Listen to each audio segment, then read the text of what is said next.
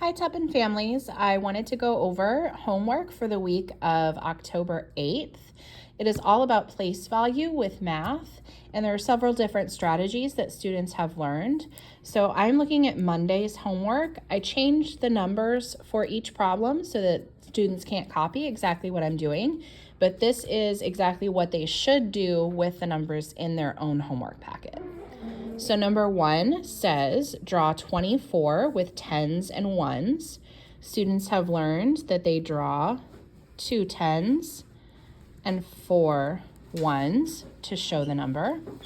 And then we've been learning to switch between places. So this problem says draw 24 with only ones.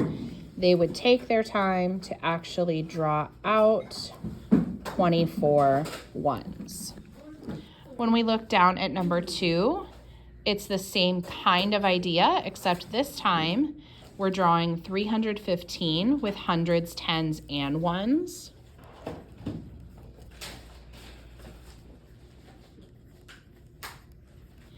And then with this problem, they want students to use only hundreds and ones. So our 300s would stay the same, but then in the ones place, we would draw 15 ones instead of having our tens place. So that's Monday's homework.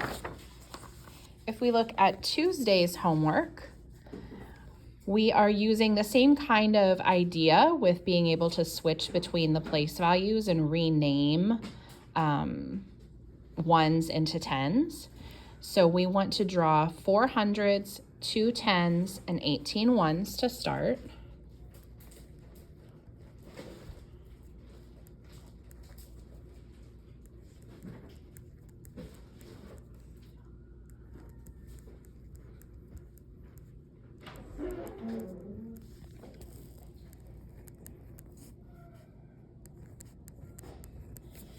And then it says to rename the 10 ones as 110.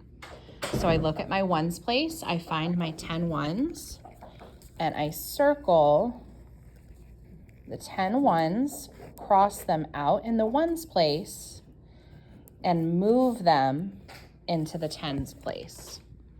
So now I've moved them into the tens place, and I write the way that I'm showing my number now in unit form. So I still have 4 hundreds, but now I have 3 tens and 8 ones. So that's how Tuesday's homework looks. And this is another example, except this time you would be doing the same thing as we just did with turning the 10 ones into a 10, except we're going to be turning the tens into 100 and writing the new number that creates in standard form.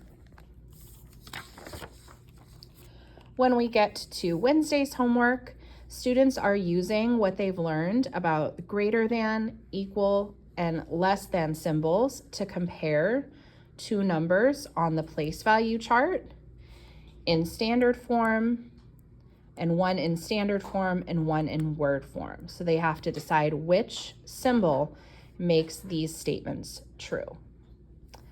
All right, I hope that helps with homework for the week of October 8th. If you have any questions, please contact your child's teacher.